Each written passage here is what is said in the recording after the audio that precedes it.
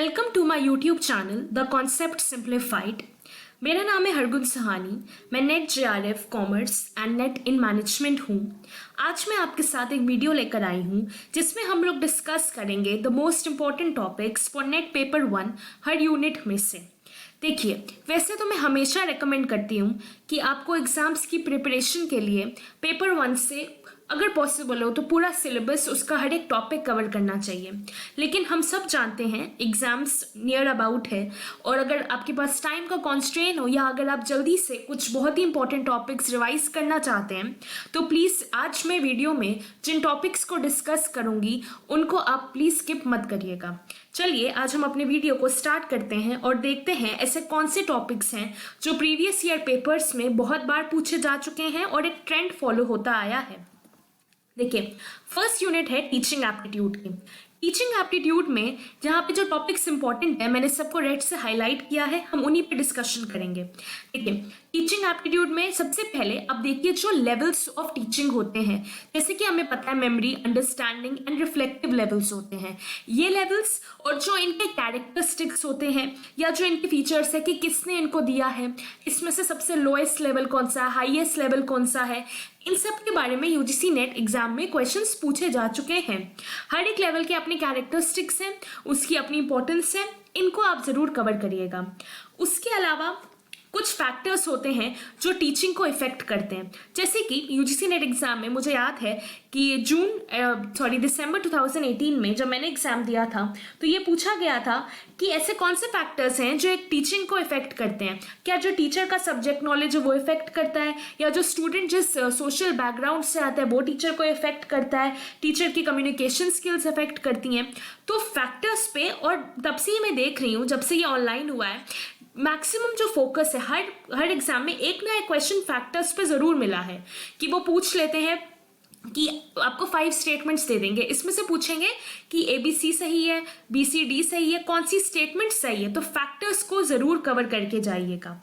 उसके साथ साथ क्योंकि ऑनलाइन मोड्स जैसे कि इंट्रोड्यूस हुए हैं और आजकल ऑनलाइन टीचिंग तो कितनी इंपॉर्टेंट है, स्वयं प्रभा, मूक्स, इन सब के फुल फॉर्म पूछ लेते हैं अगर इजी क्वेश्चन फ्रेम करना हो, या वो पूछ लेते हैं कि रिकॉग्नाइज करिए अगर किसी ने पूछा DTH चैनल कौन सा है इसमें से तो स्वयं प्रभा है, इंडिया का अपना मूक कौन सा है वो स्वयं है। ऐसे क्वेश्चन पूछ लेते हैं तो आप जब पढ़ेंगे तो स्वयं प्रभा, मूक्स, इनके फुल फॉर्म, साथ में कब स्टार्ट हुए, इसमें क्या क्या प्रेजेंट है, इसमें क्या क्या किया जाता है, तो इन सबको अच्छे से देख लीजिएगा। नेक्स्ट जो बहुत इंपॉर्टेंट एलिमेंट है that is evaluation systems. Evaluation system के जो टाइप्स हैं उनके एलिमेंट्स हैं, जैसे कि formative, summative, continuous, comprehensive, diagnostic, इन सब से क्वेश्चन फ्रेम करे जा चुके हैं। वो पूछते हैं कि ऐसा कौन सा स्टाइल है जिसमें सिर्फ एक समरी फॉर्म में इवैल्यूएशन होता है, ईयर एंड में इवैल्यूएशन होता है, तो आपका समेटिव होता है। ठीक, आप इवैल्यूएशन सिस्टम्स टीचिंग से रिलेटेड इस टॉपिक को भी कवर करके जाइएगा। नेक्स्ट हम देखते हैं हमारी unit 2 that is research aptitude. Research aptitude में जैसे कि सबसे पहले आप रिसर्च की मीनिंग टाइप्स देखिएगा, लेकिन सबसे इंपॉर्टेंट है उसके कैरेक्टरिस्टिक्स में से क्वेश्चंस पूछ लेते हैं कि जैसे कि साइंटिफिक, ऑब्जेक्टिव, लॉजिक, रिसर्च किस पे बेस्ड होती है, या रिसर्च की वो एक डेफिनेशन दे देंगे कि आपको रिसर्च की डेफिनेशन दी जाएगी, या जैसे research is a scientific investigation, scientific and systematic investigation, वैसे ही कुछ और दे देंगे। तो आपको फाइंड करना होता है कि सबसे एप्ट, सबसे सटीक डेफिनेशन कौन सी है रिसर्च की। उसके अलावा जो मेन फोकस रहता है रिसर्च में that is on methods, very important. इसमें से हमेशा आपको 2-3 क्वेश्चंस एग्जाम में रिसर्च एप्टीट्यूड के सेक्शन से जरूर मिलते हैं, जैसे कि experimental design, descriptive, historical, qualitative, quantitative methods, इन सब में से क्वेश्चन पूछे जाते हैं। साथ ही साथ आपके कुछ यहाँ पे और जो मेथड्स है एक्सप्लिसिटली मेंशन नहीं है, एक एक्शन और अप्लाइड, इसको भी आप अलग से ज़रूर देखिएगा। मैं कहने का मतलब है जितने भी मेथड्स रिसर्च से रिलेटेड होते हैं उनके एग्जाम्पल्स, उनके टाइप, इस पे थोड़ी सी डीप फोकस ज़रूर रखिएगा। ठीक, फिर आता है steps of research. Steps of research को भी बहुत बार एग्जाम में पूछा गया है। एक तो एनटीए यूजीसी नेट का फेवरेट क्वेश्चन है कि what are the steps involved in action research. जिन्होंने इससे पहले एग्जाम दिया होगा उन्होंने ज़रूर देखा होगा कि ये क्वेश्चन बहुत बार पूछा जाता है। क्या क्या स्टेप्स होते हैं एक्शन रिसर्च में, जैसे कि प्लान, एक्ट, ऑब्जर्व, रिफ्लेक्ट, या और भी जो प्रोसेस ऑफ रिसर्च होता है वो आपको दे देंगे और पूछेंगे कि इनको एक असेंडिंग ऑर्डर में लाइन करिए। जैसे कि पहले क्या आता है, रिसर्च प्रॉब्लम आती है, फिर लिटरेचर रिव्यू आता है, फिर रिसर्च मेथोडोलॉजी आती है, data collection, data analysis, conclusion. आपसे पूछेंगे एक सही से फॉर्मेट में लाइन करिए। तो process of research that is also important और इसको स्किप मत करिएगा। इसके अलावा रिसर्च एथिक्स में आपसे बहुत सारे क्वेश्चंस पूछते हैं। रिसर्च एथिक्स में वो ये पूछते हैं कि आपकी जो प्लैगरिज्म पॉलिसी पे पूछते हैं, कॉपीराइट्स पे पूछते हैं, या जब अगर आप किसी से डेटा कलेक्ट कर रहे हैं तो उसकी आपको कॉन्फिडेंशियलिटी रखनी चाहिए, नहीं रखनी चाहिए। या यहाँ से रिसर्च एथिक्स में ये भी आपसे पूछते हैं कि पेपर जब आप लिखते हैं, रिसर्च पेपर या थीसिस, तो अगर आप कहीं से किसी का मैटर आप रेफर कर रहे हैं तो उसको रेफरेंस लिस्ट में ज़रूर डालना चाहिए या नहीं डालना चाहिए। तो आप रिसर्च एथिक्स को भी ज़रूर कवर करिएगा। इसके अलावा जो रिसर्च में बहुत ढंग से यहाँ पे मेंशन नहीं है वो एक आता है सैम्पल। सिलेबस में तो मेंशन नहीं है लेकिन बहुत बार देखा गया है कि सैम्पलिंग में से क्वेश्चंस रिसर्च के पूछे गए हैं। आपको वो पूछेंगे कि probability, non probability sampling, random sampling में से, क्लस्टर सैम्पलिंग में से, स्ट्रैटिफाइड सैम्पलिंग, इसमें से भी क्वेश्चंस देखे गए हैं। तो एक टॉपिक सैम्पल है जो इसके अलावा इस सिलेबस जो स्पेसिफाइड है उसके अलावा आप उसको भी कवर करिएगा। नेक्स्ट यूनिट आती है कॉम्प्रिहेंशन। इस यूनिट में बहुत स्कोरिंग है। अगर आप थोड़ा रुक के प्रैक्टिस के साथ इसको अटेम्प्ट करेंगे तो इसमें से बेसिकली 5 क्वेश्चंस कॉम्प्रिहेंशन के होते हैं। आप इसको स्कोर कर सकते हैं। इनको आप इस बेसिक मार्क्स को आपसे कोई भी नहीं ले सकता है। कॉम्प्रिहेंशन प्रैक्टिस करने का सबसे बेस्ट तरीका होता है आप प्रीवियस ईयर क्वेश्चन पेपर उठाइए, एक टाइम लिमिट सेट करिए, बिकॉज टाइम लिमिट के अंदर ही उस कॉम्प्रिहेंशन को कंप्लीट करने की कोशिश करिए।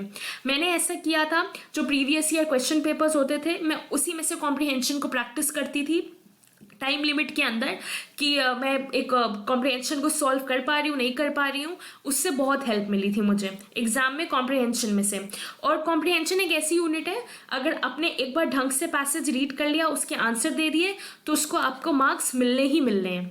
ठीक, इस यूनिट को स्कोरिंग यूनिट है, प्रैक्टिस करके जाइएगा। बेस्ट आप प्रैक्टिस कर सकते हैं प्रीवियस ईयर पेपर से।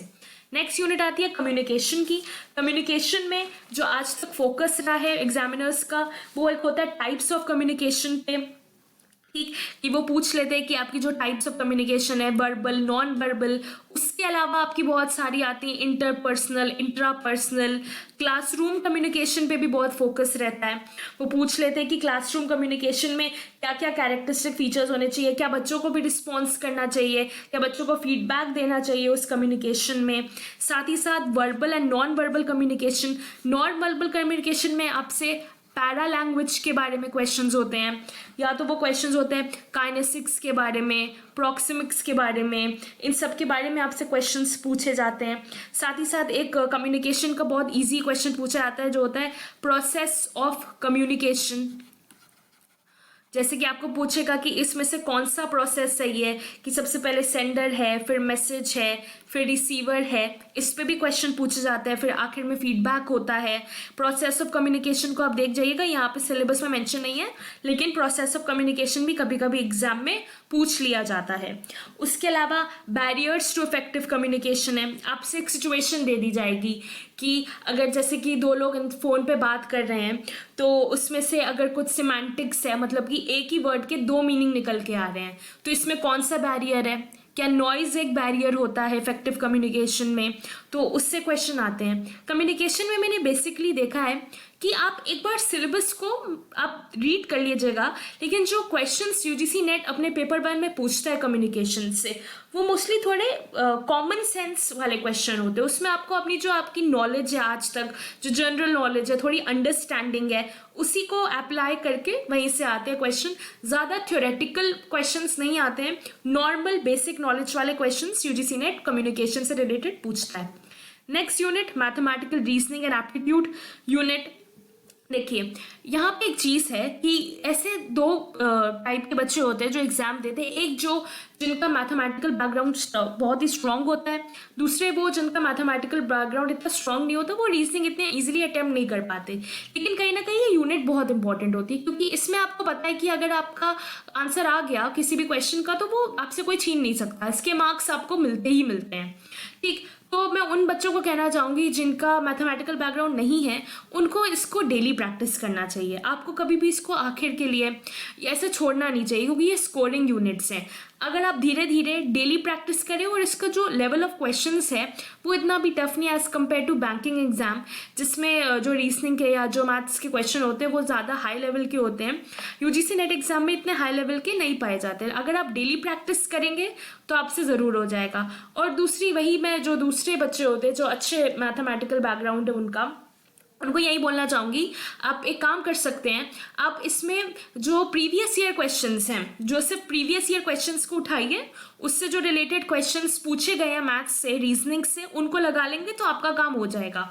इसमें कोई स्पेशल तैयारी करने की ज़रूरत नहीं है, बस आप उन क्वेश्चंस को उठाइए और आप उससे प्रिपेयर कर सकते हैं जिन बच्चों का मैथमेटिकल बैकग्राउंड अच्छा है, जिनको स्ट्रॉन्ग है मैथ्स। और ये देखा गया है कि नंबर सीरीज और लेटर सीरीज, इन दोनों में से एक क्वेश्चन पक्का आता है, एक क्वेश्चन आपका कोड्स में से पक्का आता है, एक आपका रिलेशनशिप्स में से आता है। इसमें से तो क्वेश्चन आते ही आते हैं। रिसेंटली कुछ सिलेबस चेंज हुआ है, तो उसमें अब देखा जा रहा है, जैसे पिछले साल देखा गया था कि कंपाउंड इंटरेस्ट से क्वेश्चन ज़्यादा आ रहे थे, प्रॉफिट लॉस में से भी क्वेश्चन आ रहे थे। एक क्वेश्चन मतलब देखिए, ratio, proportion, percentage, profit loss, interest, इनमें से मैक्सिमम 2 क्वेश्चन होंगे। ये 4 टॉपिक्स हैं, इसमें से 2 ही क्वेश्चन होंगे। या तो वो इंटरेस्ट और प्रॉफिट लॉस का पूछ लेगा, या तो वो रेशियो, प्रपोर्शन एंड परसेंटेज में से 2 क्वेश्चन आपके डाल देगा। ठीक, रेशियो एंड प्रपोर्शन में आपसे ये पूछ लेता है कि अगर किसी फैमिली है, उसकी सैलरी इतनी है, उसने अपने डॉटर को, अपने सन को इतना दे दिया, तो कितना रिमेनिंग रहेगा। परसेंटेज में वो ये पूछ लेता है कि अगर ए की, जैसे कि ए इतना स्पेंड कर रहा है तो वो कितना सेव करेगा। इसी से रिलेटेड क्वेश्चंस पिछले साल इंटरेस्ट में कंपाउंड इंटरेस्ट के क्वेश्चन ज़्यादा पूछे जा रहे थे। ठीक, तो मैथमेटिकल सीरीज में आप प्रैक्टिस की बहुत रिक्वायरमेंट है। प्रीवियस ईयर क्वेश्चंस को आप अच्छे से प्रैक्टिस करके जाइएगा तो आप यहाँ पे स्कोर कर सकते हैं। नेक्स्ट आती है logical reasoning question. Logical reasoning एक ऐसी यूनिट है जिसका नया सिलेबस होने के बाद मैक्सिमम चेंजेस आए थे। लॉजिकल वाली यूनिट में आप देख सकते हैं कि जो क्वेश्चंस पूछे ज़्यादा जा रहे हैं, वो जैसे नया सिलेबस चेंज हुआ तो उसमें फैलेसीज पे पूछे जाते हैं ज़्यादा क्वेश्चन। वो एक आपको एग्जांपल दे देगा और पूछेगा कौन सी फैलेसी है, या जो स्क्वायर ऑफ ऑपोजिशन है उस पर बहुत ही स्क्वायरिंग क्वेश्चन पूछा जाता है, उससे आपके क्वेश्चन पूछते हैं। डिडक्टिव इंडक्टिव रीजनिंग भी पूछे जाते हैं कि अगर आप स्पेसिफिक से जनरल जाते हैं तो ये कौन सी रीजनिंग है, इस पर आप फोकस करिएगा। देखिए, ये आपको रिसर्च में भी, जो डिडक्टिव और इंडक्टिव वाला लॉजिक है, ये रिसर्च में भी कहीं ना कहीं आता है, तो इसका मीनिंग और इसके एग्जाम्पल्स देख के जाइएगा। ठीक, उसके अलावा जो इंडियन लॉजिक नया इंट्रोड्यूस हुआ है वो बहुत इंपॉर्टेंस रख रहा है एग्जाम में, बिकॉज न्यूली एडेड है। तो उसमें जैसे प्रमाणास हैं, प्रमाणास के आगे जो टाइप्स हैं वो अनुमाना, व्याप्ति, इन सबसे क्वेश्चंस पूछे जा रहे हैं। ज़्यादा टफ क्वेश्चन नहीं पूछे जाते, लेकिन हाँ, इनके मीनिंग और इनके एग्जाम्पल्स के अराउंड रिवॉल्व करते हैं। इनफैक्ट यूट्यूब पे ही बहुत सारे एजुकेटर्स हैं जिन्होंने अपने वीडियो डाले इंडियन लॉजिक से रिलेटेड, आप उनको देख के ज़रूर जाइएगा, क्योंकि 1 या 2 क्वेश्चंस लॉजिकल रीजनिंग में फैलेसीज में और जो इंडियन लॉजिक है ये प्रमाणास, इसमें से भी आ रहे हैं आपके क्वेश्चंस। ठीक, इनको स्किप मत करिएगा, नया टॉपिक है और नेट इससे क्वेश्चंस पूछ रहा है। इसके अलावा सबसे important unit data interpretation. Again इसमें भी वही है, जिन जो मैथमेटिकल बैकग्राउंड वाले बच्चे हैं वो, आप जितने भी प्रीवियस ईयर क्वेश्चंस में आपके डेटा इंटरप्रिटेशन के क्वेश्चंस पूछे गए हैं उनको ज़रूर प्रैक्टिस करिएगा। ठीक, उसके अलावा जो बच्चे नहीं हैं मैथमेटिकल बैकग्राउंड से, वो भी कोशिश करें प्रीवियस ईयर क्वेश्चंस में ही से ही सॉल्व करने की कोशिश करें, क्योंकि देखिए स्कोरिंग यूनिट है, अगर आप स्कोर कर लेते हैं तो आपके लिए बहुत बेनिफिशियल रहेगा। ठीक, इसके अलावा डेटा इंटरप्रिटेशन में क्लासिफिकेशन ऑफ डेटा से पूछता है, प्राइमरी सोर्स से, सेकेंडरी सोर्स से पूछता है कि रॉ मटेरियल्स है तो वो रॉ डेटा है तो प्राइमरी सोर्स है, सेकेंडरी जो ऑलरेडी पब्लिश डेटा होता है जो आप यूज़ करते हो। क्लासिफिकेशन ऑफ डेटा को जरूर देखिएगा, ये आपके जो रिसर्च एप्टीट्यूड वाली यूनिट है उसमें भी इंपॉर्टेंस रखता है। साथ ही साथ जहाँ पे जो bar chart, histograms, table chart, line chart, इससे ज़्यादा डेटा इंटरप्रिटेशन के क्वेश्चंस पूछे जाते हैं। ठीक, आप प्रैक्टिस करें। मैं तो कहूँगी प्रीवियस ईयर पेपर्स में जितने भी डेटा इंटरप्रिटेशन के क्वेश्चंस आए जो आपके रिसेंटली ज़्यादा रहे हैं उसमें से प्रैक्टिस करके जाइए, आपको बहुत हेल्प मिलेगी एग्जाम में। आपको आइडिया लग जाएगा कि लेवल क्या है क्वेश्चंस का जो डेटा इंटरप्रिटेशन में पूछा जाता है। उसके अलावा हमारी एक जो यूनिट है इंफॉर्मेशन एंड कम्युनिकेशन टेक्नोलॉजी, जो बेसिकली कंप्यूटर से रिलेटेड है, इसमें आपसे वो जनरल एब्रीविएशंस का पूछ लेता है कि HTTP इसका फुल फॉर्म क्या है। ठीक, थोड़ा बहुत वो यहाँ पे मेंशन नहीं है, लेकिन मेमोरी पे क्वेश्चन पूछ लिए जाते हैं। कुछ स्टेटमेंट्स आपको रैम, कुछ स्टेटमेंट्स आपको रोम की दी जाएंगी, पूछा जाएगा इसमें से कौन सी रैम है कौन सी रोम है। ठीक, इसके अलावा आपसे इंटरनेट, इंट्रानेट, इसका मीनिंग पूछ लेता है। कुछ आपसे ईमेल के रिलेटेड कैरेक्टरिस्टिक्स और इस पे भी क्वेश्चंस पूछे गए हैं, देखे जा गए हैं कि यहाँ से भी क्वेश्चंस पूछे गए हैं in the unit of information and communication technology में। ठीक, साथ ही साथ मैंने यहाँ पे स्पेसिफिकली मेंशन नहीं है, लेकिन मैंने देखा है कि VPN, लैन, मैन, देखिए नोट करते जाइए, यहाँ पे स्पेसिफिकली मेंशन नहीं है, बट इसमें से क्वेश्चंस पूछे गए हैं, इन पे क्वेश्चंस पूछ लेता है। ठीक, और जो ICT से या जो आपके थोड़े से जो क्या कहते हैं, जो बाइनरी टू डेसिमल वाले जो थोड़े से कंप्यूटर के सम्स होते हैं उसमें से भी अपनी क्वेश्चन पूछे जाते हैं, पहले पूछे जाते थे, लेकिन अगर आप प्रैक्टिस करके जाएंगे इजी क्वेश्चंस होते हैं, स्कोरिंग होते हैं, आपको इस पे मार्क्स मिल सकते हैं। बाइनरी टू डेसिमल करना, डेसिमल टू ऑक्टल करना, इन क्वेश्चंस भी पूछे जाते थे। अब इतने नहीं पूछे जाते, कभी पिछले ख्याल से पिछले में एक किसी ना किसी सब्जेक्ट में पूछे गए थे, पेपर 1 में, ये बाइनरी टू डेसिमल वाले क्वेश्चंस। ठीक, नेक्स्ट यूनिट हम बात करते हैं पीपल डेवलपमेंट एंड एनवायरनमेंट। इसमें देखिए नया इंक्लूड हुआ है जो है millennium development and sustainable development goals. ठीक, millennium and SDGs and MDGs इनको कहा जाता है। तो आपसे पूछ सकता है कितने MDGs थे, 8, कितने SDGs थे, 17, सिर्फ यहीं तक नहीं। इनफैक्ट जो मैंने पिछली बार एग्जाम दिया था, मैंने ये देखा था कि वहाँ पे कुछ 4-5 आपके ऑब्जेक्टिव्स या गोल्स दिए गए थे, उसमें से पूछा गया था कि इसमें से कौन सा SDG का गोल नहीं है। तो आप ज़रूर से नज़र फेर के जाइएगा एक बार SDGs और MDGs के गोल में, जैसे कि प्रमोटिंग जो है, प्रमोट करना सोशल इक्वालिटी को, जेंडर इक्वालिटी को, पॉवर्टी को इरेडिकेट करना। साथ ही साथ SDGs कब तक अटेनेबल है, कब तक फिक्स किया गया है टारगेट, जैसे 2030 तक कहा गया है कि हमें SDG जो गोल सेट करे गए हैं उनको अचीव कर लेना चाहिए, थोड़ा इसके बारे में ज़रूर देखिएगा। साथ ही यहाँ पे जो impact of pollutants on human health पूछ लेता है, प्राइमरी सेकेंडरी पोल्यूटेंट के बारे में पूछ लेता है, थोड़ा जो एयर पोल्यूशन से होने वाले जो इम्पैक्ट होते हैं उस पर भी मैंने देखा है क्वेश्चंस पूछे जा चुके हैं। एक जो बहुत ही इम्पॉर्टेंट आपके क्वेश्चन जो अक्सर देखने को मिलता है एग्जाम में, दैट इज एनर्जी रिसोर्सेज। देखिए आपने एक चीज़ देखी होगी, जो पहले भी एग्जाम दे रहे हैं, एक क्वेश्चन पूछा जाता है कि इंडियाज गवर्नमेंट्स पावर प्रोडक्शन का एक टारगेट सेट है जो कि है आपके 175 गीगावाट के बराबर।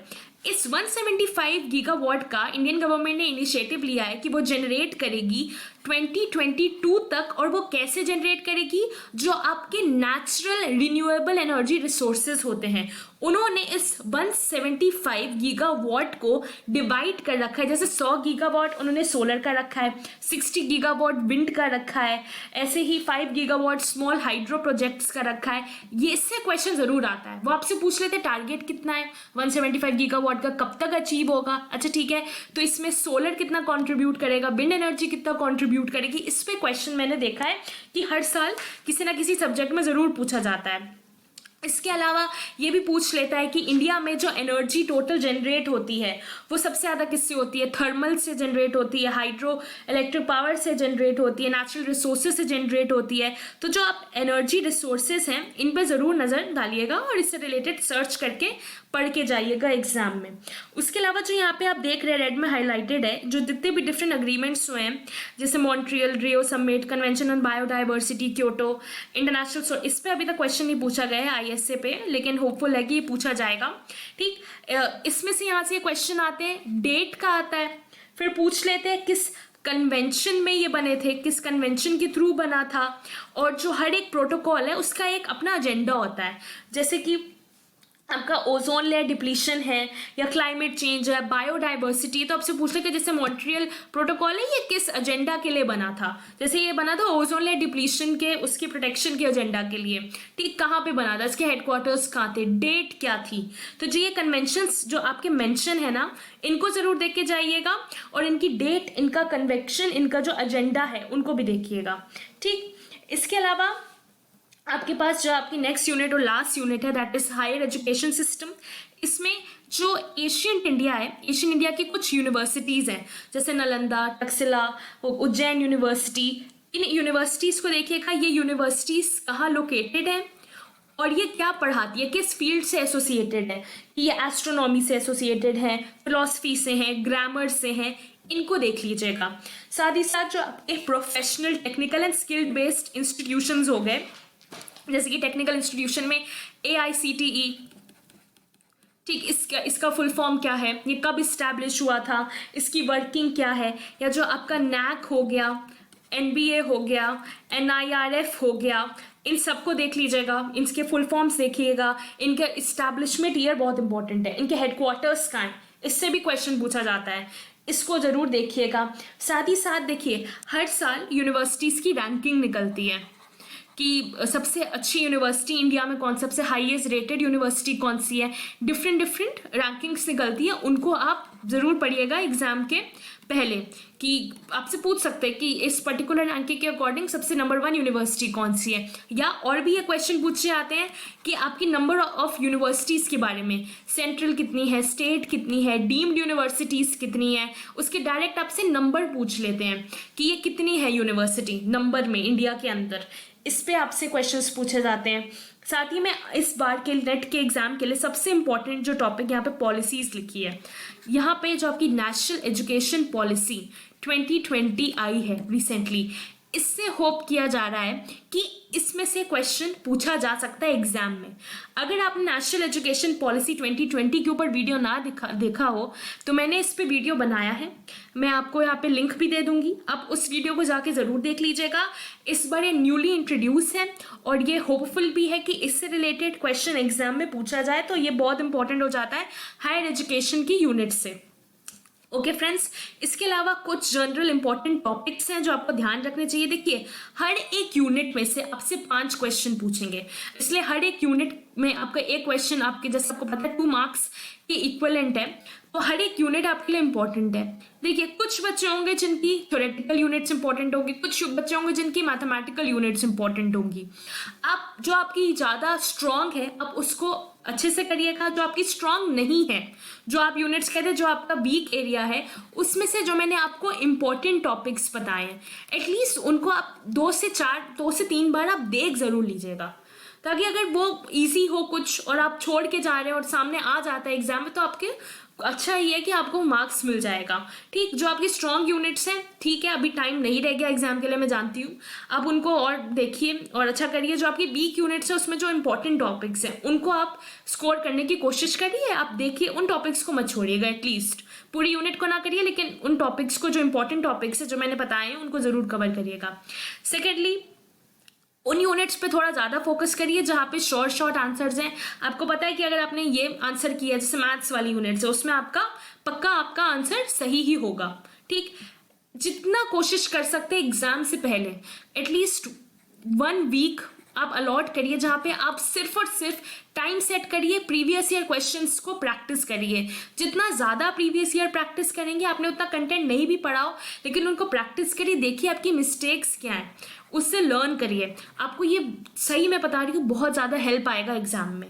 ठीक, इंपॉर्टेंट टॉपिक्स को प्लीज़ स्किप मत करिएगा जैसे मैंने यहाँ लिखा हुआ है, और एटलीस्ट जब आप प्रैक्टिस करेंगे प्रीवियस ईयर आप देखेंगे आप कितना स्कोर कर रहे हैं। अगर आप 30 के अराउंड स्कोर कर रहे हैं, बेसिकली 30 प्लस, तो बहुत अच्छी बात है। 30 to 35 की रेंज एक गुड रेंज मानी जाती है फॉर द नेट पेपर 1। अगर आप यहाँ तक स्कोर कर रहे हैं तो बहुत अच्छी बात है। अगर आप इससे कम स्कोर कर रहे हैं तो थोड़ा और मेहनत करिए, बिकॉज JRF, मुझे ऐसा पर्सनल लगता है, ये मेरा पर्सनल ओपिनियन है कि अगर इंसान को JRF टारगेट करना है तो पेपर 2 में तो जो उसके सब्जेक्ट वाले हैं उनको उससे रिलेटेड इन्फॉर्मेशन होगी ही होगी। पेपर 1 में आपको ये उनसे एक एज मिल जाती है। अगर आप पेपर 1 में उनके मुकाबले थोड़ी ज़्यादा मेहनत कर लेते हैं तो वहाँ से आपका JRF, ऐसा मुझे लगता है कि JRF जो है पेपर 1 आपको दिलवाता है, वहाँ से आप JRF पे ज़रूर जा सकते हैं। तो कोशिश करिए 30 to 35 की रेंज पे रहने की। ओके फ्रेंड्स, ये था हमारा आज का वीडियो। होपफुली आपको पसंद आया हो। Thank you so much for watching. अगर आपको वीडियो पसंद आया तो please like, share and subscribe, and always remember that you should never give up. Thank you so much for watching. If you have any feedback, you can comment down in the comment section.